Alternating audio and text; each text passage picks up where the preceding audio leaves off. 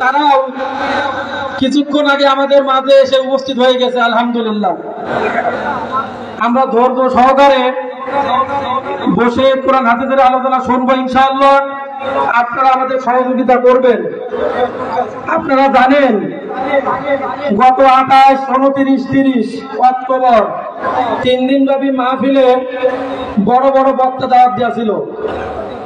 বৃষ্টির কারণে মাহফিল করা সম্ভব হয়নি, আমরা একটু ক্ষতিগ্রস্ত। এজন্য আপনাদের সকলের আর্থিক সহযোগিতা আমাদের কাম্য। সবাই ধৈর্য সহকারে মাহফিলটা শেষ করে যাবেন ইনশাআল্লাহ। কি আমরা নিয়োগ করতে পারি না মাহফিল শেষ করে যাব? আমাদের পরের দুইজন অনেক কষ্ট করে ভারত থেকে আসতে আজকেই দুপুর 2টায় বর্ডার ক্রস করে তারা কষ্ট করে এসেছেন আমাদের মাঝে। এজন্য আমরা কেউ উঠে যাব না ইনশাআল্লাহ, ধৈর্য সহকারে মাহফিল শেষ করব।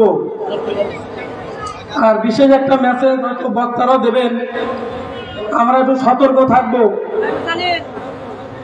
মুসলমানদের খ্রিস্টান বানানোর ষড়যন্ত্র চলতেছে বাংলার জমিনে।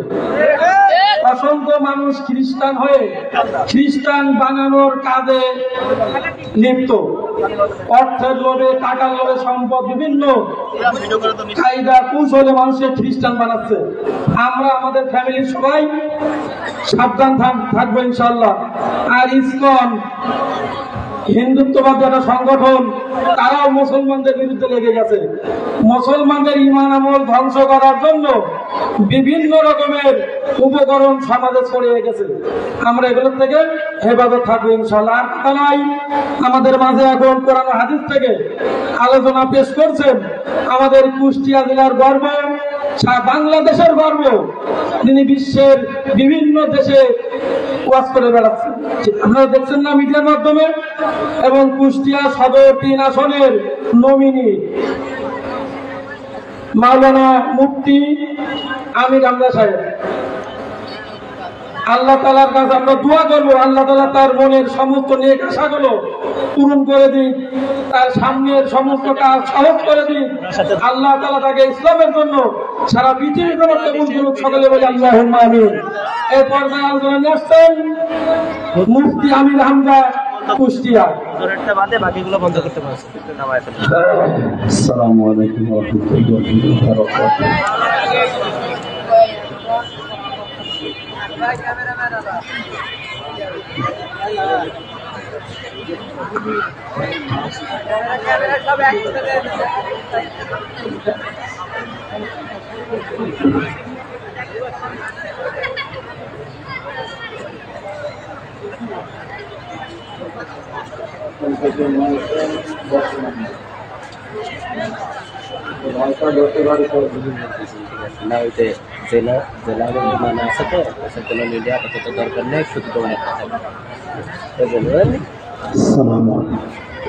যারা আসতেছে পুলিশ ভাই এটা বসিয়ে দেন তো ভাই, তাড়াতাড়ি বসিয়ে দিন। আর পুলিশদেরকে খাবার দিয়ে তাড়াতাড়ি বসিয়ে দিন। আরে এখানে সব বসে এমনি সময় তো বসুন বসুন বসুন, পরে আসবেন সব ঠিক করতে পরে আসেন। হ্যাঁ এখানে বসে যারা আসবে ওই লাইনটা ফাঁকা রাখে নিচে বসে পড়বে। আমাদের কমিটি জবান খুলে পড়ে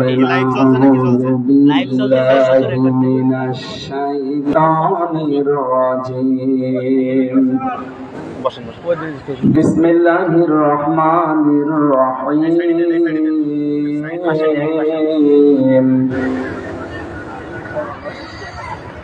كلا لينبذن في الحطمة وما أدراك ما الحطمة نار الله الموقدة صدقت يا ربنا اللهم صل على আওয়াজ লাগে না কেন কানে আওয়াজ এখানে এত মানুষ দাঁড়িয়ে থাকলে মানুষ আসবে এখানে যেতাম বসেন এক জায়গায় বসেন আবার দাঁড়িয়ে আছেন এখানে সাংবাদিক বসেন এক জায়গায় বসেন দরুদ পড়েন আল্লাহুম্মা সাল্লি আলা সাইয়্যিদিনা মাওলানা মুহাম্মাদ ওয়া আলা আলি সাইয়্যিদিনা মাওলানা মুহাম্মাদ। আলহামদুলিল্লাহ। কুষ্টিয়া জেলার মিরপুর থানার অন্তর্গত হালসা কাঠদর্শর প্রাইমারি স্কুল ময়দানে 27তম ঐতিহাসিক 2 দিনব্যাপী তাফসীরুল কোরআন মাহফিলের স্বনামধন্য সভাপতি আমার আরাফাতের ভাই আলহাজ আজিমউদ্দিন শেখ দামাত বারকাতুহুল আলিয়া। মাহফিল পরিচালনায় আছেন মাওলানা হাসান মাহমুদ, আপনাদের এলাকার সন্তান মাওলানা মাহমুদুল হাসান। আমার পরে যারা এখানে কথা বলবেন সুদূর ভারত থেকে আগত ইসলামিক চিন্তাবিদ মুফাসসিরে কোরআন মাওলানা আবুল কালাম আজাদ, ফুরফুরা শরীফ, ভারত। আলোচনা রাখবেন মাওলানা মফিজুর রহমান খোকা বাবু, ভারত। গতকাল যারা কথা বলেছিলেন তাদের কথাগুলো আমল করার তৌফিক কামনা করছি আল্লাহর কাছে, আমিন। মঞ্চে বসা ওলামায়ে কেরাম, সামনে বসা মুসলমান ভাইরা, পর্দার আড়ালের সম্মানিতা মা এবং বোনেরা, প্রাণপ্রিয় এলাকাবাসী, ভালো আছেন আপনারা? জবান খুলে বলেন আলহামদুলিল্লাহ। এতক্ষণ মাওলানা আবু সুফিয়ান শাওন কি কথা শোনাচ্ছিলেন আমাদের, যে ভালো কাজে আমরা যেন প্রতিযোগিতা করি এবং সাহায্য করি, আর অন্যায় কাজ যেগুলো আছে প্রতিযোগিতা করাও যাবে না, সাহায্য তো দূরের কথা। কিন্তু এগুলো আমাদের সমাজে এখন বেশি হচ্ছে। আল্লাহ তার এই কথাগুলো আমাদের আমল করার তৌফিক দেন, বলেন আমিন।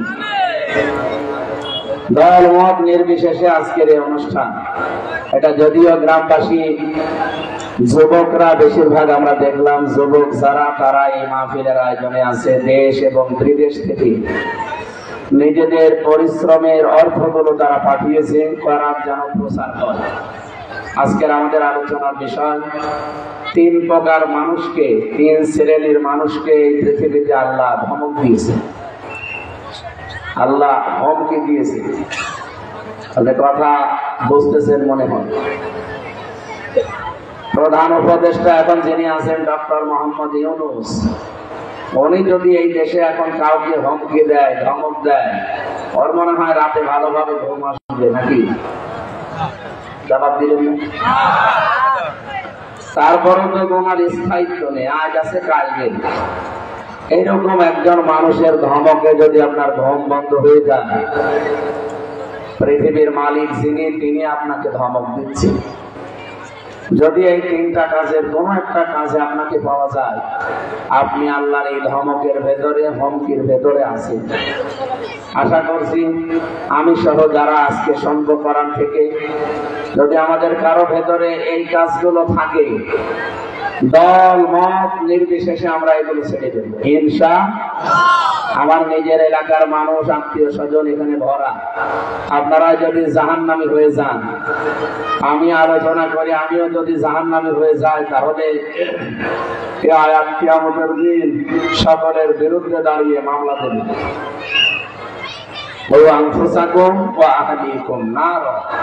ইমানদারেরা নিজেকে বাঁচাও জাহান্নামের আগুন থেকে। আর আহাল পরিবার যারা আছে, আত্মীয় স্বজন, এদেরকে তুমি জাহান্নামের আগুন থেকে বাঁচানোর চেষ্টা করো। নিজে জাহান্নামের আগুন থেকে বাঁচা ফরজ, আর যারা আত্মীয় স্বজন আছে এদেরকে বাঁচানোর চেষ্টা করা। বাঁচানো ফরজ না, চেষ্টা করা ফরজ। যদি বাঁচানোর ফরজ হয়ে যেত তাহলে নূহ আলাইহিস সালাম জান্নাত যেতে পারতেন না, কারণ তার সন্তান ছিল অবাধ্য। এখানে কথা বলা যাবে না ভাই। স্বেচ্ছাসেবক যা আছে এই লাইনে দাঁড়িয়ে থাকে, যারা আসবে ঢুকিয়ে দিন, নিজেদের দায়িত্ব মনে করে বসে যান। কোরআন শুনতে হলে 2টা বিষয় মানা ফরজ, একদিকে শোনা লাগবে আর একদিকে চুপ থাকা লাগবে। শোনাও ফরজ, চুপ থাকাও কি?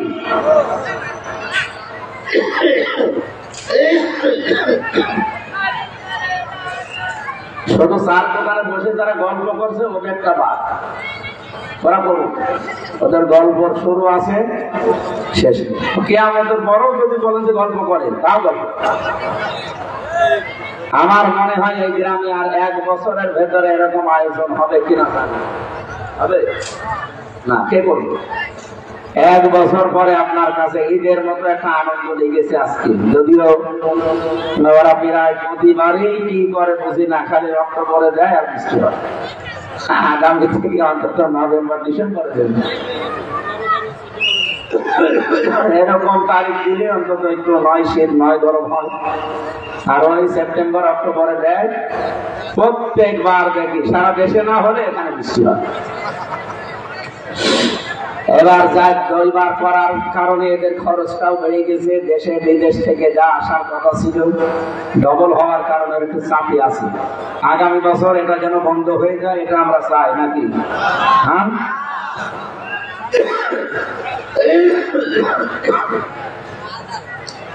আপনার সময় এবং সম্ভব যদি কোরআন প্রচারে ব্যয় না হয়, আপনি টাকা দিয়ে কি করবেন? এদিকে তাকান, আবার একটি ভন এদিকে তাকান। আমার যে পরিস্থিতি আল্লাহ দিয়েছে, যে সুখ্যাতি, যে জনপ্রিয়তা এখন দেশ বিদেশে আছে, এইটা যদি আমার ইসলামের জন্য কাজে না লাগে, এই পরিস্থিতি দিয়ে জনপ্রিয়তা দিয়ে আমার কোনো লাভ হবে বলেন না কেন? অনেক মানুষ আমরা দেখতে পাচ্ছি তাদের পরিস্থিতি এবং জনপ্রিয়তা আকাশচুম্বী, কিন্তু মানুষগুলো এখন নিরপেক্ষ হয়ে যাচ্ছে। ওরা বলছে আমরা সবার কাছে ভালো থাকতে চাই, একটা অবান্তর কথা না। একটা মানুষ সবার কাছে ভালো হতে পারে, নবীজি সবার কাছে ভালো হতে পারতো না? বলেন, পৃথিবীতে তার মতো ভালো মানুষ তো আল্লাহ কাউকে পাঠায়নি, কিয়ামত পর্যন্ত পাঠাবে। তিনি তাই সবার কাছে ভালো হতে পারেন। আর আপনি কি হয়ে পড়লেন যে আপনাকে সবাই ভালো বলে? সুতরাং এই চিন্তা ভাবনা থেকে বের হয়ে আসা দরকার। আমরা হক এবং সত্যের উপরে থাকবো, এতে কে ভালো বলে কে মন্দ বলে ওটা আমার দেখার দরকার নেই। সুতরাং আমার যে জনপ্রিয়তা, আমার যে পরিস্থিতি, আমার যে সুখ্যাতি, আমার যে সম্পদ, আমার যে বংশের পরিচয়, এগুলো যদি আমার ইসলামের কাজে, দিন কায়েমে প্রচারে কাজে না লাগে, শুধু বাংলাদেশ না, সারা পৃথিবী না, এরকম জগৎ যেহেতু আরো 7টা আছে, 7 তবক আসমান জমিন বলে না, সব এলাকায় যদি আল্লাহ এগুলো ছড়িয়ে দেয়, তারপরও আমার কোনো লাভ নেই। এই জন্য আপনার সম্পদ, আপনার সময় যদি কোরআনের পেছনে না ব্যয় হয়, ওগুলো আপনি ব্যয় করবেন কোথায় আর ব্যয় করে করবেন? আমার কথার অর্থ বোঝা গেছি? গল্প করা যাবে না, পরে কুষ্টিয়াবাসী, এখান থেকে আমি যেটা আপনাদের বোঝাতে চাই, নিজে যেহেতু বাঁচা খরচ, আমি চেষ্টা করবো সর্বাত্মক ভাবে জাহান্নাম থেকে বাঁচার। আর আহাল পরিবার, আপনারা এলাকার মানুষ, আত্মীয় স্বজনের জন্য আপনারা আমার আহাল। আহাল শুধু আমার স্ত্রী, আমার 2-3টা মেয়ে, আমার মা বাবা, এগুলোই আমার আহাল না। আমার এলাকায় যারা বসবাস করে প্রতিবেশী হিসাবে, তারাও আমার আহাল। আল্লাহর নির্দেশ তাদেরকে জাহান্নামের আগুন থেকে বাঁচানোর চেষ্টা করা ফরজ।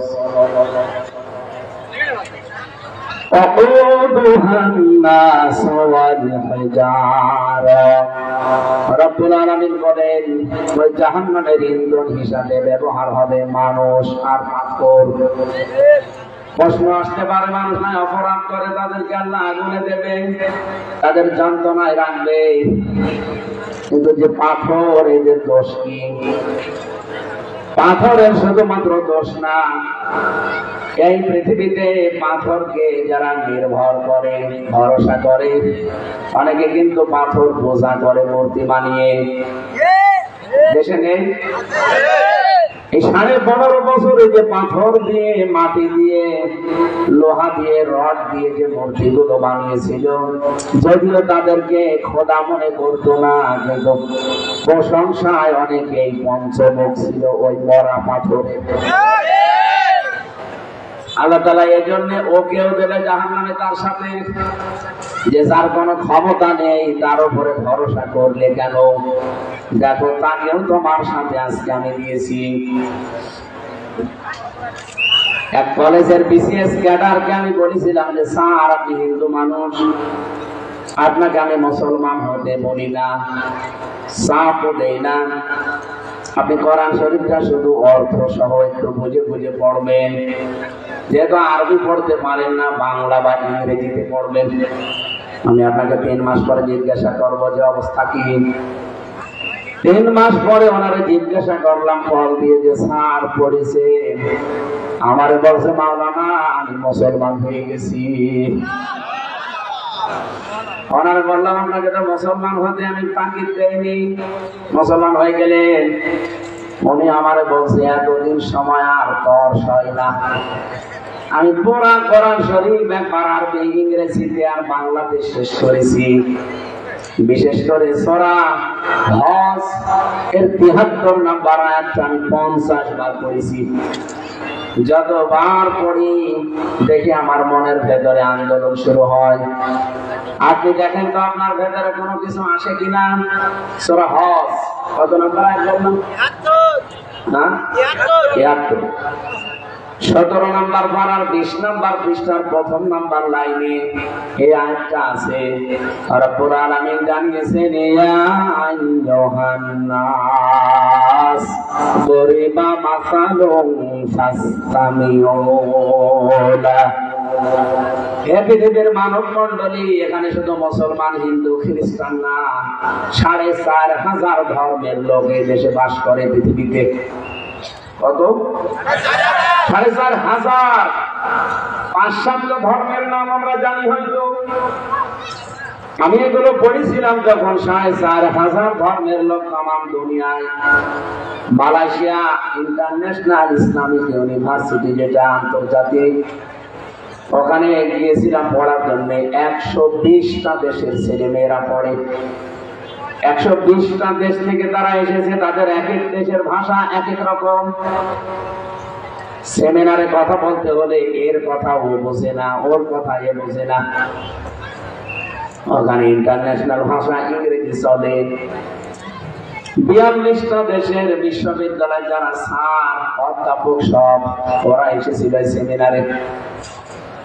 ওনার একটা প্রশ্ন করছিলেন, এই পৃথিবীতে সবচাইতে দামি পানির নাম কি বলেন তো?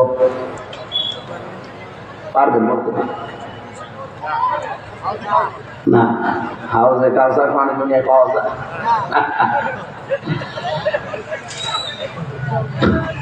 এই এলাকায় লেখাপড়া হয় না নাকি? কি করেন? সাধারণ জ্ঞান পড়ায় না। আলসায় তো কলেজ আছে, ওয়াটার মানে তো পানি। হ্যাঁ মুরব্বি, এদিকে তাকান। লাইট হাতে করে কোন দিকে মারে? এদিকে তাকান, আপনার বলা লাগবে। পৃথিবীর শ্রেষ্ঠ সর্বশ্রেষ্ঠ দামি পানির নাম কি বলে? জমজমের পানি কয়টা? জমজমের 5 লিটার পানি মাত্র 500 টাকা হলে বিক্রি হয় সৌদি আরবে। বাংলাদেশের টাকায়। ওই দিন সেমিনারে কেউ কথা বলে না, আমি হাত তুলেছিলাম পারবো। ডক্টর জাকির নাইক ছিল প্রধান অতিথি। বলেন, উনি তো বাংলা বলতে পারে না,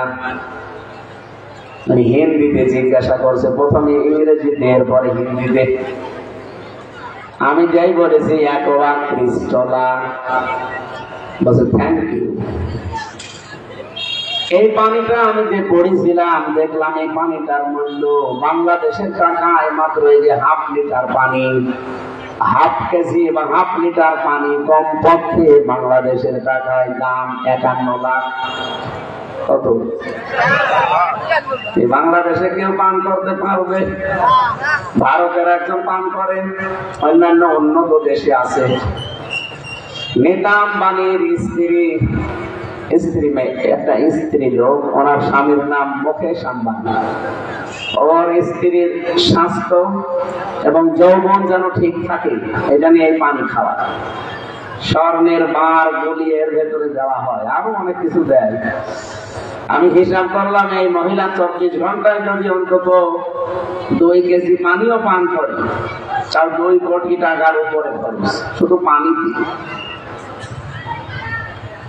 আমি যেটা বোঝাচ্ছিলাম যে 4,500 ধর্মের মানুষ পৃথিবীতে আছে, আমরা 5-7টা ধর্মের নাম জানি, মুসলিম, ইহুদি, খ্রিস্টান, বৌদ্ধ, হিন্দু, মাজুসি, এরকম 5-7টা জানি। এই 4,500 ধর্মের মানুষকে আল্লাহ ডাক দিয়েছেন, হে মানব মন্ডলী,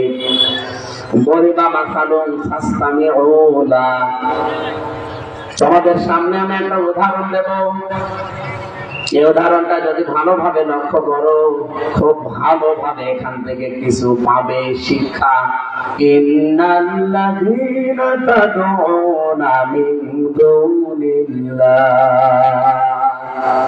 নিশ্চয় যারা আল্লাহ বাদে অন্য কাউকে ডাকে, সে মূর্তি হোক, দেবতা হোক, পাথর হোক, গাছ হোক, সাপ হোক, এমনকি অনেকে আগুনের পূজা করে, যাকে তোমরা ডাকো বাবা, তারা একটা মাছি পর্যন্ত বানাতে সক্ষম না। আল্লাহ যদি এখানে লান না দিতেন, দিলে আমি অর্থ করতে পারতাম। যারা আলেম আছে এখানে, মাওলানা হাসান সহ, 1 দিয়ে বলেন যে এটা অর্থ করে দেন, আমি পারবো। 1 এটা মজারে বর্তমান, ভবিষ্যৎ, প্রেজেন্ট, ফিউচার। এর আগে আল্লাহ লান দিয়েছেন কেন? কোরআনের কোন কথা শুনলে যদি কেউ চিন্তা ভাবনা করে, গভীর মনোযোগ দিয়ে শোনে, 500 রাকাত নফল নামাজের সওয়াব হয়। এই জন্য আরো একটি হবে, যে যেখানে যা করে করুক, আপনি এদিকে তাকান। আল্লাহ পাক বলেন, বাবা, একটা মাছির নাম দিয়েছি, একটা মাছি বানাতে পারছে না, কিয়ামত পর্যন্ত ওরা পারবেও না। যদি তারা সবাই এক জায়গায় হয়ে চেষ্টা করে, তাও। আয়াতটা নাযিল হওয়া 1,500 বছর আগে। কত বছর বলেন? 1,500 বছর পার হয়ে গেছে, আজ পর্যন্ত এই চ্যালেঞ্জ কেউ মোকাবেলা করে নাই। কিয়ামত পর্যন্ত ও চ্যালেঞ্জ মোকাবেলা করতে পারবেও না। আল্লাহ পাক এতটুকু যদি আয়াত শেষ করে দিতেন, ওই হিন্দু স্যার আমারে বলছিল, মাওলানা আমি এ পর্যন্ত পড়েছিলাম, বাংলা অর্থ ইংরেজি অর্থ মিলাতে মিলাতে আমি দেখেছি,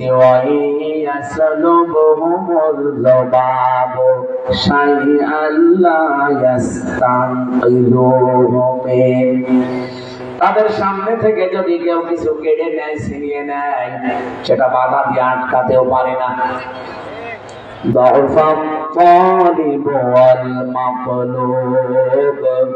কতই না দুর্বল যে ডাকে এবং যাকে ডাকা হয়। উনি বলছে, আমি তো ডাকি এবং যাকে ডাকি আমি নিজেও দুর্বল, যারে ডাকি সেও দুর্বল। এমনকি আমার চাইতে যাকে ডাকা হচ্ছে ও আরো দুর্বল। আমার 8টা 10টা হাত নেই, মাত্র 2টা হাত, 2টা পা, এই শেষ। আমি হাত দিয়ে ধরতে পারি, পা দিয়ে হাঁটতে পারি, পা দিয়ে দাঁড়াতে পারি, অথচ যার 8টা 10টা হাত বানিয়েছি আমি নিজে, খড়কুটা দিয়ে, বাঁশ দিয়ে, কাঠ দিয়ে, মাটি দিয়ে, রং দিয়ে বিউটিফাই করেছি আমি নিজে, তারে বানিয়ে। 8টা 10টা হাত দিলাম, 2টা পা দিলাম, এতগুলো হাত দিয়ে ধরতেও পারে না, পা দিয়ে দাঁড়াতেও পারে না, এমনকি পেছনে বাঁশ দেওয়া ছাড়া খাড়া হতে পারে না। আরে উনি আমার বলছে, আমি এত বারবার পড়েছি এই কারণে যে আমি এই 53 বছর করলাম কি, 53টা বছর আমি এদের সামনে হাত জোড় করে আছি, মাথা মতো করে আছি। আমার যে জ্ঞান, আমি জ্ঞানটা কাজে লাগালাম কোথায়? আমার তো বিবেক দিয়েছে আল্লাহ, আমি তো শিক্ষিত মানুষ, আমি বিসিএস ক্যাডার। কত বছর আজকে আমি অধ্যাপনা করছি, আমি করলাম কি? আমি নিজেও তো দুর্বল, আমার চাইতে ওইটা আরো দুর্বল। মনে করলাম যশোর থেকে কুষ্টিয়া 100 কিলোমিটার আপনার কাছে যে আমি মুসলমান হব, কিন্তু এত দূর যেতে তো আমার দেরি হয়ে যাবে, আমার হায়াত যদি আর না থাকে। এই জন্য আমার ইমাম সাহেবের কাছে আমি অনেক আগে মুসলমান হয়ে গেছি। আল্লাহ রাব্বুল আলামিন জানিয়েছেন এই কথাটাই যে কিয়ামতের দিন যে পাথর পূজা করে যারা দেবতা মনে করে, সম্মান করে পাথরের মূর্তি বানিয়ে, এই পাথরকে পর্যন্ত তোদের সাথে জাহান্নামে একত্রে জ্বালাবো, যে দেখ তোর দেবতাও চলতেছে। আল্লাহ যেহেতু আদেশ দিয়েছেন নিজেকে বাঁচাও আর আহার পরিবার বাঁচাও, অন্য কোন জেলার লোক হলে আমি এত আবেগ নিয়ে কথা বলতাম না। আপনারা নিজেরা সব এখানে আত্মীয় স্বজনে ভরা, এই জন্য আমার দায়িত্ব নিজেকে যেমন জাহান্নাম থেকে বাঁচানো, আপনাদেরকেও বাঁচানোর চেষ্টা করা ফরজ। এই কথা বলে না কেন? আমি ওই মন নিয়ে এই কথা বলছি। এই জন্য আমাদের সম্পদ, আমাদের সময় এখন থেকে আপনি নিয়তি করে রাখবেন যেন কোরআনের পেছনে ব্যয় হয়। নয়তো আপনি পস্তাবেন, যেদিন চোখ বন্ধ হয়ে যাবেন। আল্লাহর কাছে ডাক দিয়ে বলা হবে রব্বুল আলামিন ওয়ানফিকু মিম্মা রাযাকনাকুম মিন ক্বাবলি আইয়াতিয়া আহাদাকুমুল মাউত ফায়াকুলা রাব্বি লাউলা আখখারতানি ইলা আজালিন করিব ফাসাদাকা ওয়া কুম মিনাস সালিহিন।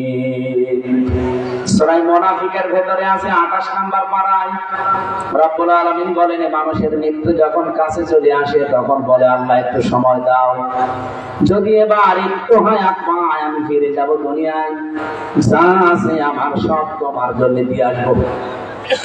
এমনকি শুধু দান সাদকা করবো না, আমি একেবারে ভালো মানুষ হয়ে যাব। রব্বুল আলামিন বলেন, এটা তো তোর কথার কথা।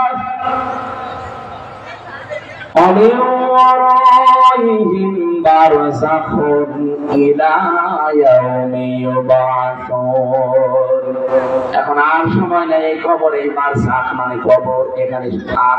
যেদিন সিংহায় ফুৎকার দেবে হযরত ইসরাফিল, সেই দিন তুই আমার দরবারে দাঁড়াবি। এর মাঝখান থেকে যেহেতু সময়টা কাজে লাগে নাই, তোর সম্পদও কাজে লাগে নাই, যা আছে আযাব ভোগ করতে থাক। এই যে পাশে ঈদগাহ ময়দানের পাশে এই যে হামসার যে গোরস্থান, হাজার লক্ষ মানুষ শুয়ে আছে সেখানে। ওই মানুষগুলোর দিকে একটু নিজের বিবেকটা দিয়ে চোখ দিয়ে তাকান। ওরা যদি হাজারো চেষ্টা করে এখন এসে এই কাঠগাছতলের ময়দানে বসতে পারবে? এখানে সময় যা আছে ব্যয় করবেন সব সময়। কোরআন কোথায় আছে? কোরআন হয় প্রচারে নাই, প্রসারে নাই, কায়েমে। যেভাবে হোক আপনি জীবনটা ব্যয় করবেন কোরআনের পেছনে। এমনকি আপনাদের সম্পদ আল্লাহ দিয়েছে, এই সম্পদটাও যেন ব্যয় হয় কোরআন কেন্দ্রিক। তাহলে মরণের পরে আপনাকে আল্লাহ যখন জবাব নেবে তখন এই সময়টা আল্লাহ বাইরে রাখবে, জবাব দেওয়া লাগবে না। বলেন সুবহানাল্লাহ। দরুদ আর সালাম পড়ছি মুহাম্মদুর রাসূলুল্লাহ সাল্লাল্লাহু আলাইহি ওয়াসাল্লামের প্রতি।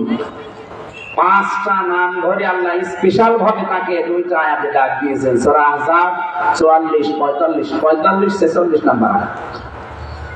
আপনি দেখেন তো এই নামগুলো এখন কেউ বলে কিনা, ভালো করে খেয়াল করেন। আমি কি বানিয়ে বলছি? ইয়া আইয়ুহান নাবিয়্যু ইন্না আরসালনাকা শাহিদাও ওয়া মুবাশশিরাও ওয়া নাযীরা ওয়া দা'iয়ান ইলাল্লাহি বিইذনিহি ওয়া সিরাজাম মুনীরা। আল্লাহ বলেন, হে নবী, অবশ্যই আপনাকে আমি দুনিয়ায় পাঠিয়েছি শাহিদান, আপনি সাক্ষীদাতা। এইদিকে দেখেন, এক একটা শব্দের ভেতরে আমি তাফসীরে এত কথা পেয়েছি। আমার জীবন যদি আল্লাহ 100 বছর দেয়, 100 বছর শুধু শাহিদান এই শব্দের ব্যাখ্যা করলেও চলে যাবে। এত কথা পেয়েছি। বিশ্ববিদ্যালয়ে থাকাকালীন 1টা 2টা না প্রায় 42টা তাফসীর মিলিয়েছিলাম এই শাহিদানের সাথে। নবীজিকে আল্লাহ শাহিদান বললেন, সাক্ষীদাতা। সাক্ষী কি? আমার মনে হয় এখানে সবার মনের ভেতরে প্রশ্ন আসবে যে সাক্ষী যারা দেয় আন্দাজে না দেখে? কথা বলো না, সাক্ষী কি আন্দাজে দেওয়া যায় না দেখে দেখে? না দেখে কেউ সাক্ষী দিতে পারে না, দেখে সাক্ষী দেওয়া লাগে। আমাদের দেশে আমার হয় জন্ম হয়েছে 75 সালে, সাক্ষী দেয় 71 সালে। এই সাক্ষী বা তাহলে নবীজি তো এখন আর নেই, এই আয়াত তো আছে, তাহলে শাহিদান তাকে বললেন কেন? কিয়ামত পর্যন্ত এই সাক্ষীর ব্যাখ্যা আপনি কিভাবে করবেন বলেন? এখান থেকে আরো 100 বছর পরে যেহেতু এখানে একজন থাকবেন না, এইদিকে তাকান, সব কবরে চলে যাবে, যে আয়াত তো থাকবে কিয়ামত পর্যন্ত, নাকি? কিয়ামত পর্যন্ত যদি আয়াত থাকে, এই শাহিদানের ব্যাখ্যা আপনি করবেন কি করে বলেন?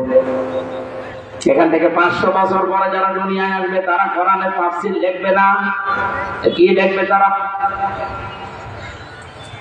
এই জন্য তাফসীর মাহফিলে আসার আগে কোরআন বুঝতে হবে, কারণ আপনি এখনো ডিপলি চিন্তা করেননি।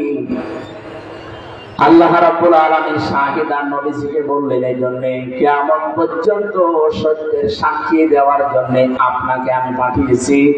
আপনি হয়তো থাকবেন না, কিন্তু আপনার অনুসারীরা থাকবে। আপনাকে যারা অনুসরণ করে চলে, উম্মত বলে দাবি করে, এই মানুষগুলোকে আদেশ দিলাম তারা যেন সত্যের সাক্ষী দাতা হয়ে যায়। জান্নাতের ভেতরে আল্লাহ যাদের সম্মান বাড়াতেই থাকবেন। আবার বলছি, জান্নাতের ভেতরে তো এমনি সম্মান আছে, কিন্তু জান্নাতের ভেতরে যাদের সম্মান আল্লাহ বাড়াতেই থাকবেন, তাদের গুণাগুণ যে 9টা আছে, তার ভেতরে এইটা একটা গুণ, আল্লাযীনা হুম বিশাহাদাতিহিম কায়িমুন। জান্নাতে আমি যাদেরকে সম্মান দেব বেশি বেশি, তাদের একটা গুণ, এই দুনিয়ায় তারা সত্যের সাক্ষর উপরে অটল থাকবে। অকুষ্টিয়াবাসী আপনি যাই মনে করেন না কেন, সত্য কথা এই জন্য বলছি, সামনে যে নির্বাচন, এটাও কিন্তু এক প্রকার সাক্ষী। আপনার কাছে যদি কিছু মনে হয়, কোন আলেম নিয়ে আসেন দেখি। নির্বাচনটা আমরা মনে করছি হেলা খেলা, দুনিয়ার কাজ, কে বলেছে আপনাকে? এটা একটা সাক্ষী, এটা একটা রায়, ভোট, সমর্থন যাই বলেন।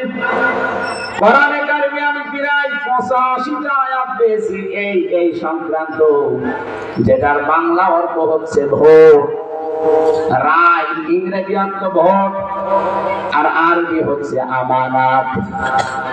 রব্বুল আলামিন বলেন, মাইয়াশফা শাফাআতান হাসানাতাই ইয়াকুল্লাহু নাসীবুম মিনহা। সূরা নিসা 5 নাম্বার পারা 10 নাম্বার পৃষ্ঠা 11 নাম্বার লাইনের 85 নাম্বার আয়াত, তাফসীরে ইবনে কাসির আছে। এর চাইতে দলিল দেওয়া লাগবে, আর এর চাইতে দলিল দিলে আপনি বুঝবেন। এর চাইতে দলিল দেওয়া লাগবে যদি এটা সেমিনার হতো, এই শব্দ ভেঙ্গে ভেঙ্গে বলা লাগতো ডক্টর জাকির নায়েকের সামনে, ডক্টর মিজানুর রহমান আজহারীর সামনে, আল্লামা তারেক মনোয়ারের সামনে। এরকম যদি সিচুয়েশন হতো, তাহলে শব্দ আমি এখন ভাঙতাম। এখানে যারা বসে আছে শব্দ বললে বুঝবে না, তো ভেঙে কি করবো? এখানে আমি শুধু বাংলা অর্থ করছি। আল্লাহ পাক এখানে জানিয়েছেন, কোন ব্যক্তি যদি কাউকে সমর্থন জানায়, সুপারিশ করে, রায় দেয়, সমর্থন জানায়, ভোট দেয়, ওই লোকটা আপনার রায় পেয়ে, ভোট পেয়ে, সমর্থন পেয়ে, সুপারিশ পেয়ে, কোন ক্ষমতা যদি পায়, ওই ক্ষমতায় বসে যদি কোনো ভালো কাজ করে, ও ভালো কাজ করে যা পাবে, আপনি শুধু রায় দিয়ে, ভোট দিয়ে ওই অংশ পেয়ে যাবেন।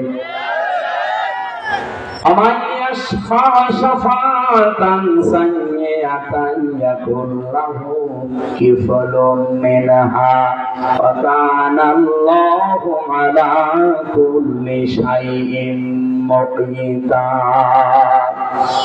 আল্লাহ পাক বলেন, কোন মানুষ যদি পৃথিবীতে কোনো অন্যায় কাজে কোন গণার কাজে সাহায্য করে, সহযোগিতা করে, সমর্থন জানায়, ভোট দেয়, রায় দেয়, সুপারিশ করে, ওই লোকটা অন্যায় কাজ করে যা পাবে আপনি সমর্থন দিয়ে তার অংশ পাবেন। এরকম পাগল লোক দুনিয়ায় আছে। আপনি টের পাচ্ছেন না যে এখানে 5 জন দাঁড়িয়েছে। কারে দিলে এই কাজটা আল্লাহর জন্য, জনগণের জন্য, মানবতার জন্য হবে আপনি নিজে জানেন। এরপরেও শুধু টাকা খেয়ে আপনি সত্যের সাক্ষ্য দিতে রাজি না। অনেকে বলে টাকা খালাম আবার বেঈমানি করবো। আরে আপনি বেঈমান তো হয়ে গেছেন, আপনি ভোটে টাকা খাবেন কেন বলে? আপনি রায় দেবেন, রায় দেওয়ার আগে যদি খেয়ে ফেলেন তাহলে দোষ তো শুধু ওর না, আপনারও দোষ আছে। হয়তো খরচ করছে ওর ব্যবসার কারণে। ও যদি 20 কোটি টাকা খরচ করে, এখান থেকে ও 50 কোটি টাকা তুলবে। আর যে লোকের 1 টাকা খরচও নেই সে তুলবে কি? তার মানে যেগুলো সরকার থেকে বাজেট আসবে ওটা আপনার পর্যন্ত পৌঁছানোর আগেও খেয়ে ফেলবে, কারণ আপনাকেও আগে খাওয়াইছে। এই কারণে ভোটের চা খাওয়া তিনি খাওয়া যায়, এরপরেও খাবেন কারা? হাত তোলেন তো। আলহামদুলিল্লাহ, এলাকার আমার নিজের এলাকার মনে রেকর্ড আছে, এটা বাইরে গেলে আমার নাম থাকবে। আলহামদুলিল্লাহ, যেসব ফেরেশতা বসে আছে। এরপরেও যাদের 50 কোটি 100 কোটি টাকা খরচ হবে, আমার মনে হয় টাকাগুলো ফেরেশতারা খেয়ে যাবে নাকি? আপনারা খাবেন? আপনারা খাবেন না আমি জানি। এরকম খাওয়া লোক আছে যারা বাইরে বসে বসে এখন গেবক করছে। আমি যে দেখেন তার দোকানে কি মানে সে গ্যাসানো গ্যাসাচ্ছে, পেটে বোম মারেন তো যে সাফাত শব্দের অর্থ কি বলতে পারে কি? অথচ ওখানে তাফসীর হচ্ছে। এই যে এখানে চার দোকান নেই, ট্রেন লাইনের পাশে আপনি যে দেখেন কি তাফসীর চলছে। এখন মনে হয় বন্ধ হয়, এখন আরো বেশি চালাচ্ছে। সুতরাং সাক্ষ্য দেওয়ার ক্ষেত্রে পক্ষপাতিত্ব করা যাবে না, এটা আপনার নিজের জন্য। এই সাক্ষী আপনাকে জাহান্নামে নিয়ে যাবে, এই সাক্ষী আপনাকে জান্নাতে নিয়ে যাবে। আমি জানি এই কথাগুলো বলতে আমার নিজের যেমন ভালো লাগছে, কিছু মানুষের শুনতেও ভালো লাগছে। আবু জেহেল মার্কা লোক যারা, ওদের ভালো না, ওদের শয়তানি আরো বাড়ছে। আবু জেহেল কোরআন শুনেছিল রাসূলুল্লাহর মুখে, চুরি চুরি করে। ও বিশ্বাসও করত মুহাম্মদ মিথ্যা কথা বলে না। আখনাস ইবনে শুরাইক একদিন জিজ্ঞাসা করছে, নেতা মুহাম্মদ যেটা বলে রাতের বেলা তো চুরি করে শুনতে যান, আমিও শুনেছি, একই কথা কেমন সত্য না মিথ্যা? আবু জেহেল বলছে, আশপাশে কেউ আছে নাকি দেখ। বলছে না। ভালো করে শোন, যা বলে সব সত্য কথা। আখনাস ডাক দিয়ে বলছে, নেতা কি বললেন আপনি? ও সব যদি সত্য কথা বলে আপনি মেনে নেন না কেন? আবু জেহেল ওই দিন বলেছিল, এই জন্যই তুই কর্মী আর আমি নেতা। তুই আমার কর্মী, আমি নেতা, এই কারণে ওর কথা যদি আমি সব মেনেই নেই আমার চেয়ার থাকে।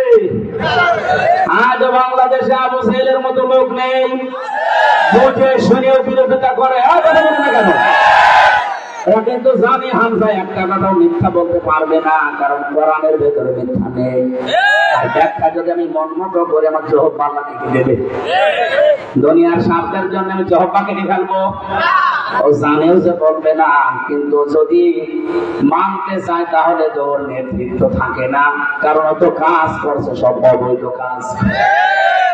রব্বুল আলামিন ওই দিন একটা আয়াত নাযিল করেছিলেন আবু জেহেলের এই কথার পরিপ্রেক্ষিতে। এটা সূরা আনআমের ভেতরে আছে, 7 নাম্বার পারা 10 নাম্বার পৃষ্ঠা 12 নাম্বার লাইনে 34 নাম্বার আয়াতে আছে। قد نعلم إنه ليحزنك الذي يقولون فإنهم لا يكذبونك ولكن الظالمين بآيات الله يجحدون। হে নবী, ওরা যে আপনাকে কষ্টের কথাগুলো বলে, আপনাকে পাগল বলে, আপনাকে ওই মানুষগুলো জাদুকর বলে, কবি বলে, গণক বলে, আপনার কষ্ট হয় আমি জানি, কিন্তু আশ্চর্যের বিষয় ওরা আপনাকে মিথ্যাবাদী বলতে পারে না। ওরা কিন্তু আপনাকে মিথ্যাবাদী কথা বলে না, ওরা আপনাকে সাদিক বলে, সত্যবাদী, আলামিন বলে, ন্যায়নিষ্ঠাবান। কোনদিন ওরা আজ পর্যন্ত আপনাকে মিথ্যাবাদী বলতে পারে না, পারবেও না। ওয়ালাকিন্নাজ যালিমিনা বিআয়াতিল্লাহি ইয়াজহাদুন, বরঞ্চ এই জালেমরা আল্লাহর আয়াতগুলো অস্বীকার করে চলছে। আমির হামজা যতদিন জামাত ইসলামী থেকে নমিনেশন পায়নি ততদিন একটা দোষ তারা বের করতে পারেনি। যেই দিন ঘোষণা দিয়েছে নমিনেশন আমার নামে, সেই দিন থেকে যত দোষ নন্দ ঘোষ, যেটা করেছি ওইটাও বলে, যেটা করি ওটা মানিয়ে বলে, কথা বলে। সেই 12-13 সাল থেকে শুরু করে যে কাটিং বক্তব্যগুলো এখন ছাড়তেছে। আমি সেই 13 সালে একবার বলেছিলাম কুমিল্লাতে যে আমার বংশ সব আওয়ামী লীগ করে, কথা তো সত্য, আমি তো না, এই কথাটাকে দিয়েছি। ওর বংশ সব আওয়ামী লীগ করে, যে আমি তো না এটা দেয়নি, ওই আগেরটা দিয়ে চালিয়েছি। মনে করছে এটা মনে হয় জনগণ খাবে। আমি যদি আওয়ামী লীগ করে কথা বলতাম, আমার 3 বছর জেলে থাকা লাগতো না, ওই দিনই আমার ছেড়ে দিত। এই যে হালসা বাজারে যে ক্যাম্প আছে, এখানে এসেছিল আল্লাহ বলিরা প্রথমে। এখান থেকে জিজ্ঞাসা করে অপটাই গেছে, যাওয়ার সময় আমার সব বলছিল। 12-13 জন এসেছিল হাইস গাড়ি নিয়ে। হালসা থেকে একেবারে মোবাইল ট্যাপ করে চলে গেছে বাড়িতে। আমার বাড়ি তো নিচে 3টা রুম, ওপরে একটা রুম। আমি উপর তলায় আছি, নিচে 3টা রুমের এক জায়গায় যাই, একবার সরাসরি উপর তলায়। তার মানে মোবাইল দেখছে ও কত দূর আছে। যে ধরে নিয়ে আসলে আপনারা তো পরের কথা জানেন, কিন্তু মাঝখানে ঘটেছিল কি? জিজ্ঞাসা করলাম কোথা থেকে এসেছেন আপনারা? কুষ্টিয়ার সদর থানা না ইলি থানা না হালসা, কোন জায়গায় নিয়ে যাবেন? আমার কাছে চোখ করে বসে থাকেন, জায়গা মতো যাচ্ছি। ওখান থেকে চড়হাস পর্যন্ত এসে ওরা কিছু কেনাকাটা করলো, খেলো। আমার তো চোখ বাঁধা, চোখ খুলে দিল, হাতে হ্যান্ডকাপ লাগানো ছিল। রাজবাড়ি গোল চত্বরেছে আমার এই পর্যন্ত বোঝাতে গিয়ে আমারে বলছে, আপনি শুধু জামাত ইসলামী বাংলাদেশের কোনো কথা বলবেন না, শুধু ওখান থেকে একটু দলটা পাল্টিয়ে ওলামা লীগ এদের সাথে একটু যোগ দেবেন। আপনাকে আমরা ঢাকায় নিয়ে যাচ্ছি, ঢাকা পর্যন্ত যাওয়া লাগবে না, এখন এখান থেকে বাড়ি পৌঁছিয়ে দেব। এরপরে তো জানেন যে রিমান্ডে নিয়েছিল, আয়না ঘরে গিয়েছিলাম, জেলে ছিলাম, ফাঁসির কন্ডেম ছেলে। এমন কোন টর্চার নেই শয়তানরা করেনি। আমার মাথার চুল থেকে শুরু করে পায়ের তালু পর্যন্ত প্রতিটি জায়গায় টর্চার করেছে। আমার ম্যাডামকে তুলে নিয়ে আনতে তাও বলেছিল। এরপরও যখন মিথ্যা বলাতে পারেনি, তখনই তো এই মিথ্যা সাক্ষীগুলো জোগাড় করেছে। আমার যাবার সময় যা যা বলতেছিল, আমি যদি মেনে নিতাম, 3 বছর কেন 3 ঘন্টাও আমার জেলের ভাত খাওয়া লাগতো না। কথা বলে না কেন? এই যে টিকে থাকার কারণে দুনিয়ায় হয়তো সাময়িক কষ্ট পেয়েছিলাম, কিন্তু আমার লস হয়নি। আমার শরীর এবং কণ্ঠটা তারা বিভিন্ন জিনিস খাইয়ে নষ্ট করে দিয়েছে। আশা করছি আমার আল্লাহ আগের মতো আবার আমাকে ফিরিয়ে দেবে, বলেন আমিন। কুষ্টিয়াবাসী আপন জনেরা, খুব আদর মহব্বত দরদ নিয়ে বলছি, সাক্ষী যেন এলোমেলো জায়গায় দেবেন না, নিজের ক্ষতি নিজে করবেন। বিশ্বনবীকে তারা এতগুলো কথা বলেছে, কিন্তু কোনদিন মিথ্যাবাদী বলতে পারে নাই। ওরাও আমাকে এতদিন কোনো দোষ দেয়নি। ওরা জানে ওদের চরিত্র খারাপ না। আপনার মেয়ের দিকে আমি তাকিয়েছি, বলেন আপনার মেয়ের দিকে যেন তাকানো না লাগে, যেন আমি জেলায় বিয়ে করিনি, করেছি অর্ডার করেছি। কোন দোষী যখন পায় না, তখন ওই কাটিং ভিডিও গুলো এমন কায়দায় ছাড়ছে, মানুষ মনে করছে না এইটাই মনে হয় এর কথা। এখন তো মানুষ সচেতন, এখন বুঝে ফেলেছে যে এগুলো বিরোধী দলের রাজনৈতিক প্রতিহিংসা। যত প্রতিহিংসা করবেন তত জনপ্রিয়তা আল্লাহ আমাদের বাড়িয়ে দেবে। আজকে আমি কুষ্টিয়ার সদর থানার জিয়ারত ইউনিয়নে সারাদিন ছিলাম। সেই সকাল থেকে সন্ধ্যা পর্যন্ত আমার গণসংযোগ ছিল পুরা ইউনিয়নে। ইঞ্জিনিয়ার জাকির হোসেন সরকার ভাইয়ের গ্রামে পর্যন্ত গিয়েছে। আজকে কমলাপুর, পিয়ারপুর, গোপালপুর, মঠপাড়া, পুরাটা এলাকার সব জায়গায় দেখি আমাদের এই পাটিকাবাড়ি ইউনিয়নে তো মানুষ কয়জন হয়, এর 5 ডবল মানুষ পেছনে। যেখানে ঢুকতে অন্তত ওই মানুষগুলোর ভয় লাগে, কিন্তু ওখানে দেখে রাতের আধারে কারা যেন বিলবোর্ড টান দিয়ে ছিঁড়িয়ে ভেঙে ফেলেছে। যারাই ছিড়ুক না কেন কাজটা ভালো করেননি। আমার একটা ছবি টাঙানো মাত্র প্রাণ নেই, প্রাণহীন ছবিকে আপনি সহ্য করতে পারেন না, পিরানায় হামজাকে সহ্য করতে পারবেন? এ প্রতিহিংসা করে আপনার কি লাভ? আপনিও নির্যাতিত, আমিও নির্যাতিত। এতদিন তো সব এক জায়গায় ছিলাম। আসেন না আবারও ঠিক এই জায়গায় দেশটাকে এক জায়গায় করে উপরে তুলি। নিজেদের ভেতরে যত ঝামেলা পাঠাবেন, মাঝখান থেকে ওই 32 নাম্বার আবার আসবে। আজকে নাকি লকডাউন দিয়েছিল। আমি ছিলাম রাত্রে ময়মনসিংহ, ওখান থেকে ফজর পড়েছি কুষ্টিয়ায়। সারা রাস্তা কয়েক জায়গায় ককটেল ফুটিয়েছে কিছু টোকায় দিয়ে। যারা লকডাউন দেখেছে তারা সব ফেসবুকে এআই দিয়ে কিছু ভিডিও বানিয়েছে, ওইগুলো দিয়ে চালিয়েছে যে লকডাউন চলছে। আমার বক্তব্য হচ্ছে, সামনে যেহেতু একটা সাক্ষীর বিষয় আছে, নবীজিকে আল্লাহ সাক্ষী বানিয়েছিলেন, নবীজি নেই, তার উম্মত আমরা আছি। আমাদের দাবি পূরণ করতে হলে সত্যের সাক্ষ্য জীবন থাকতে দেওয়া লাগবে। যতই বাধা আসুক না কেন সত্যের সাক্ষ্য থেকে পিছপা হওয়া যাবে। বলেন আপনাকে আমি সুসংবাদ দাতা পাঠালাম। উনি সুসংবাদ দিয়েছিলেন কিসের? এই পড়া কোরআনে 500টা সুসংবাদ আছে। আমার অনুষ্ঠান আজকে আসলে আলমডাঙ্গায়, এরা জোর করে এখানে নিয়েছে যে বাড়ির কাছে আছে, একটু 1 ঘন্টা বলে যান। এই কারণে আমি এসেছি। আল্লাহ মুবাশশির দিয়েছেন নবীর নামে।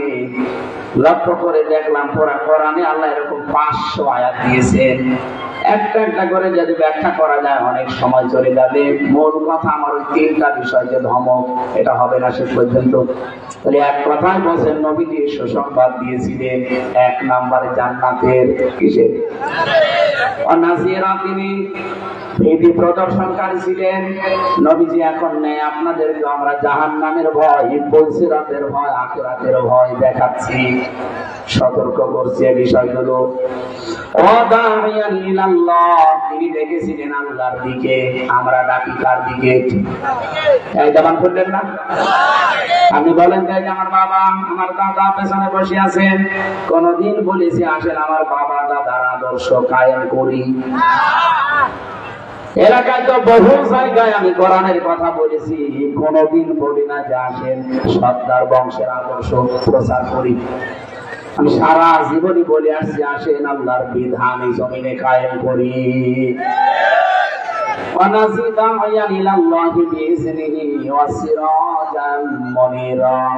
নবীজির 5 নাম্বার নাম ছিল তিনি উজ্জ্বল প্রদীপ ছিলেন। আল্লাহ কিন্তু সূর্যের সাথে তুলনা না দিয়ে প্রদীপের সাথে তুলনা দিয়েছেন। এই যে নব্য, হারিকেন, মোমবাতি যাই বলেন, এই পৃথিবীতে একটা মোমবাতিতে যতটুকু আগুন থাকে, আলো থাকে, তামাম পৃথিবী যদি কেউ আলোকিত করতে চায় এখান থেকে আলো নিয়ে আলো কমবে। বলেন বলেন, বিশ্ব নদীকে আল্লাহ এমন প্রদীপ বানিয়েছেন, তামাম পৃথিবী তার থেকে আলো নেয়, হেদায়েতের আলো। কোনদিন নবীজির হেদায়েত কমে না। অন্যান্য নবীদেরকে আল্লাহ পাঠিয়েছিলেন মাত্র এলাকার জন্য। মনে করেন এই যে কাটলাসরের একজন নবী, দাবিরাহিনার একজন নবী, খেজুরতলার একজন নবী, হালসার একজন নবী, এইরকম ছিল। বনি ইসরাইলে 70,000 নবী এসেছে, এরকম গোত্রের জন্য, এলাকার জন্য। বিশ্ব নবীকে আল্লাহ এই কথা মতো করছে, ইশারা করা যায়।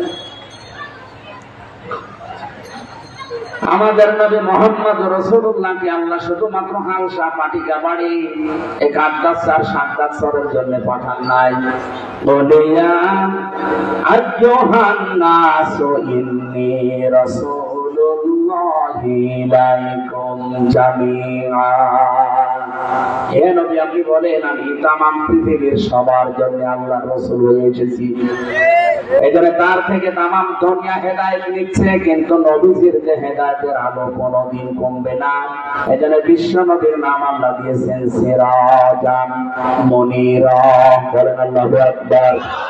তাহলে এই দয়াতে নবীজির নাম পেলাম 5টা, ব্যাখ্যা ছিল হাজারো, শুধু শাহিদার হালকা ব্যাখ্যা দিয়েছি যে সত্যের সাক্ষ্য দিতে হলে যদি জীবন চলে যায় তাও টিকে থাকা লাগবে।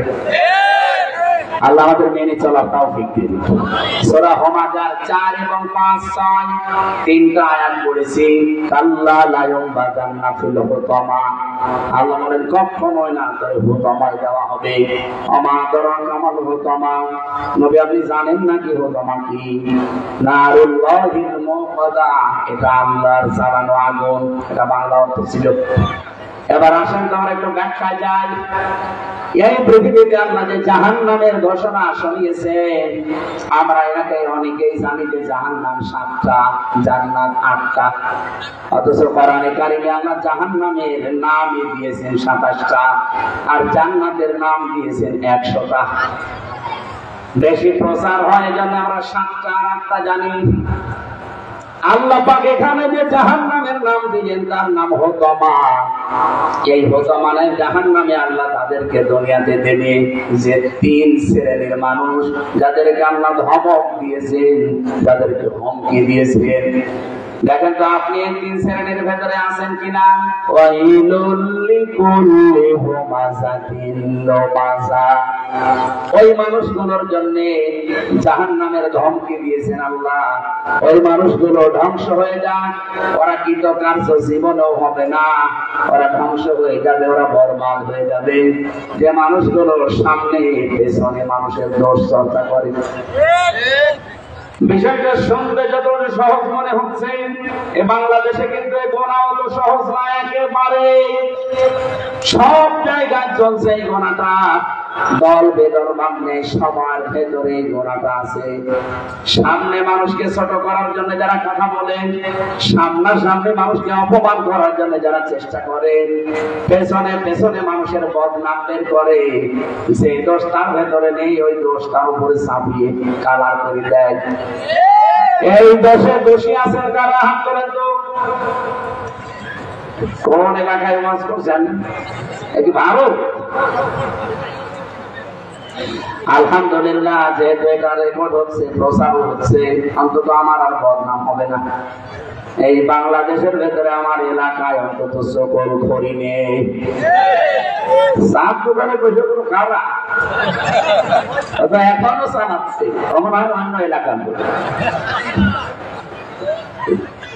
এলাকাবাসী মহব্বত নিয়ে বলছি, এই কাজগুলো যদি কেউ করে থাকেন, সামনাসামনি অনেকে অপমান করার জন্য উঠে পড়ে লেগে আছে যে কি করে ওর অপমান করা যায়, কি করে ওর ছোট করা যায়, পেছনে পেছনে অনেকে লেগে আছেন। এই কাজগুলোতে যারা আছেন এই মুহূর্তে থামেন।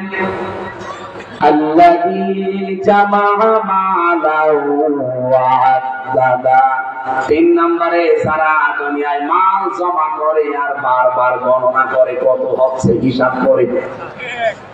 এখানে মাল মানে শুধুমাত্র টাকা পয়সা না, 5 প্রকার জিনিসকে মাল বলা হয়। 1 নম্বরে অর্থ সম্পদ, 2 নম্বরে অস্ত্র শস্ত্র, 3 নম্বরে লোকবল জনবল, 4 নম্বরে রাষ্ট্রীয় চেয়ার বা ক্ষমতা, 5 নম্বরে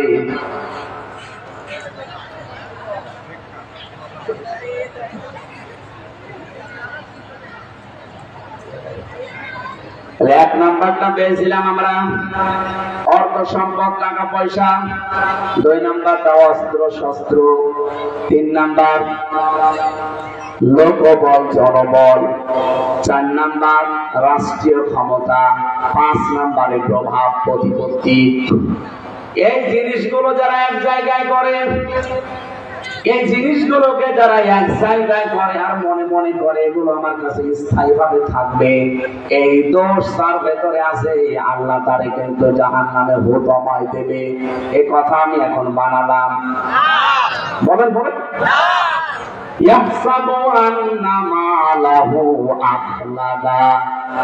এখানে অনেক মানুষ আছে সূরাটা দিয়ে নামাজ পড়ে, আল্লাহ পাক বলেন সে মনে করে ধারণা করে যে এই মাল মানে কি শুধু টাকা পয়সা?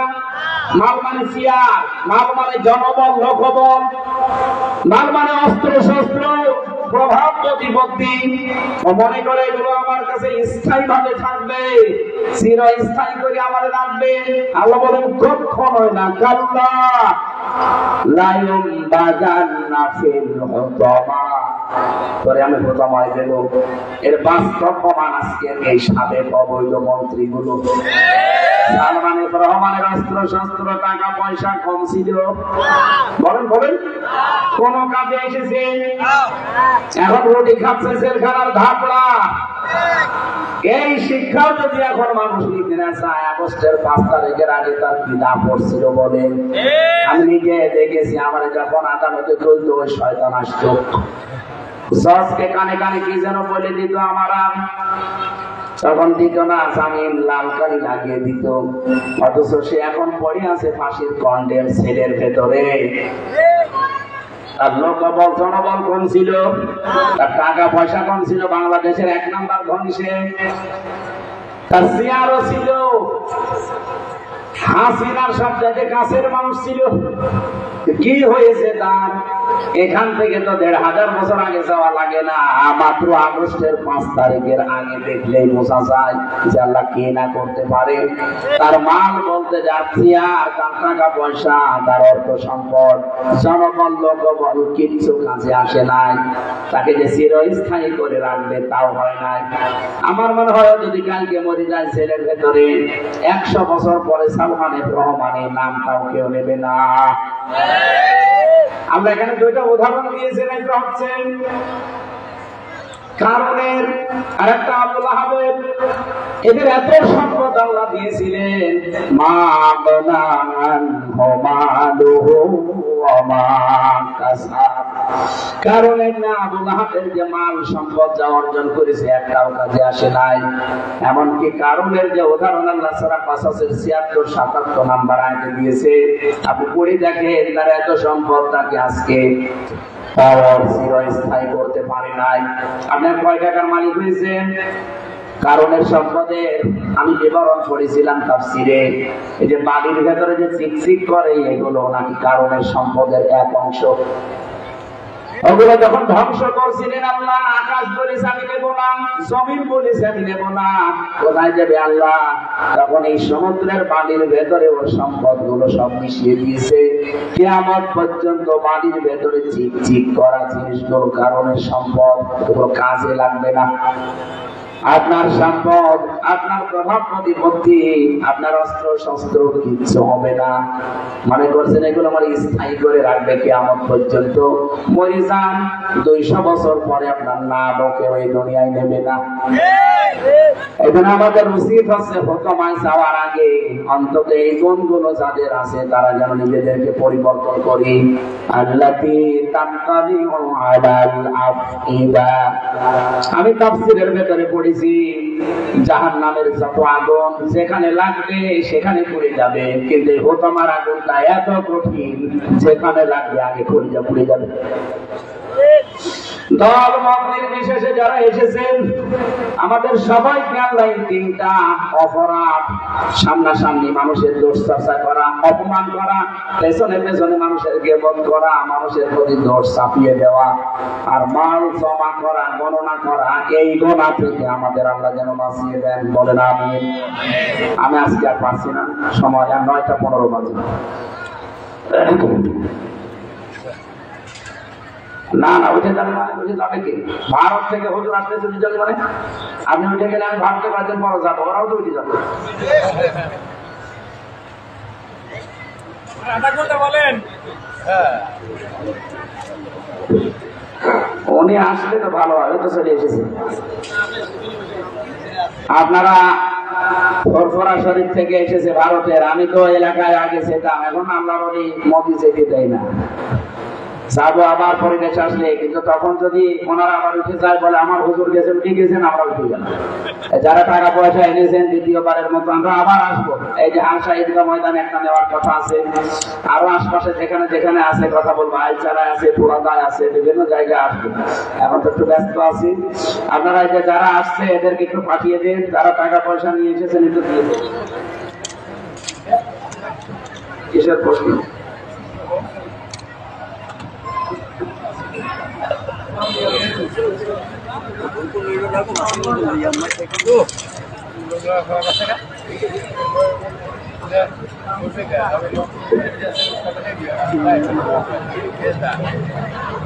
ব্যাগটা ঢুকিয়ে দেন, আমি এটা যে প্রশ্নের জবাব দিচ্ছি তার যারা শুনতেছেন তারা শোনেন, আর ভেতরে লোক পাঠান। এখানে লেখা আছে, কথা হচ্ছে ইয়া রাসূলুল্লাহ, ইয়া হরফে নেদা, ইয়া মানে হে, রাসূলুল্লাহ মানে আল্লাহর রাসূল, হে আল্লাহর রাসূল সাল্লাল্লাহু আলাইহি সাল্লাম, ওনাকে সালাম দেওয়ার জন্য এই শব্দটা আমরা বলি। ওই যে রওজার পাশ দিয়ে যখন যাওয়া হয় তখন এটা বলা হয়। সুন্নি জামাতের লোকেরা বলে ইয়া রাসূল আল্লাহ, রাসূল আল্লাহ বলার দরকার নেই। শব্দটা আপনি দুই ভাগ করলে আবার শুনতে খারাপ শোনা যাবে, মানুষ ওটা বাদলাম না। আপনি একসাথে মিলিয়ে বলবেন ইয়া রাসূলুল্লাহ, ইয়া রাসূল আল্লাহ। আমরা ইয়া আছে তো এই জন্য দুইটা শব্দ, ওই যে জবরটা যাবে ওই আল্লাহ শব্দের ওই তাসদীদের উপরে। দ্বিতীয় কথা হচ্ছে, হজ করে ফিরে এসে বললেন নবীজির মাজার গিয়ে সালাম দিলাম, আমার সালামের উত্তর টপ টপ করে দিল। কে লিখেছে এটা? নবীদের কথা কোরআনে কারিমে আল্লাহ যেভাবে দিয়েছেন, ইন্নাকা মাইয়িতুন ওয়া ইন্নাহুম মাইয়িতুন, হে নবী আপনিও ইন্তেকাল করেন, মারা যান, ওরাও মারা যায়। মরা মানুষ কথা বলে কি করে? সুতরাং এই সমস্ত ভ্রান্ত ধারণা বিশ্বাস করবে না। কোরআনের সাথে যেটা মেলে না সেটা হামজা না, হামজার বাবা বললেও মানা যাবে। আমাদের ভারত থেকে যিনি এসেছেন আরো দুইজন আছে, খোকা বাবু সাহেব এবং আবুল কালাম আজাদ। আমরা ওই যে ক্যাসেটে শুনতাম, উনি এসেছেন, ওনার কথা শোনেন। আমরা আশপাশে আসলে আবার কথা বলবো। আসসালাম।